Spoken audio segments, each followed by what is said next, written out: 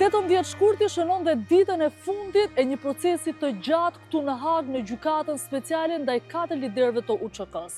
Një proces i cili seancën e parë e mbajti në 3 prill të vitit 2023. Edhe pse 4 liderët u morën në dhomat e paraburgimit numër 32 këtu në Hag, në fakt në nëntor të vitit 2020, 2 vite pa filluar procesi.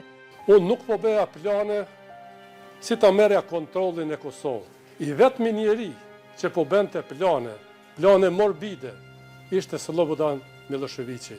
Unë qëndroj në këtë proces me bindje dhe besim se e vërteta nuk ka arsye të ketë frikë nga drejtësia.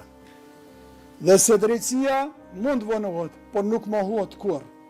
Ndodhem në vitin tim të 16 të burgimit.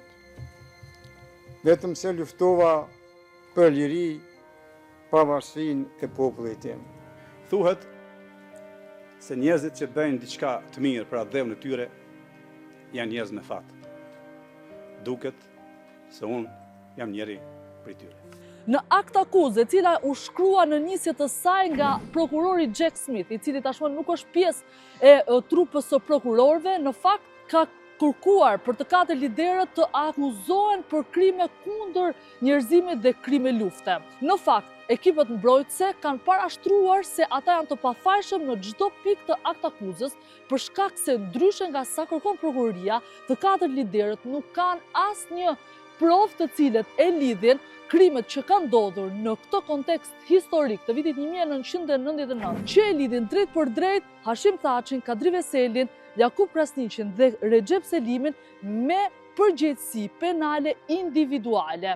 Edhe pse gjatë procesit, prokuroria ka dashur që të parashtrojë faktin që ata duhet të mbajnë përgjegjësi për linjën komanduese të UÇK-s. Trupa gjyqësore e përfshirë nga 3 gjyqtarët do të ketë 90 ditë kohë, por me të drejtë edhe shtyrjet e afatit për shkak të dosjeve voluminoze për të marrë vendimin ndaj 4 liderëve të UÇK-s.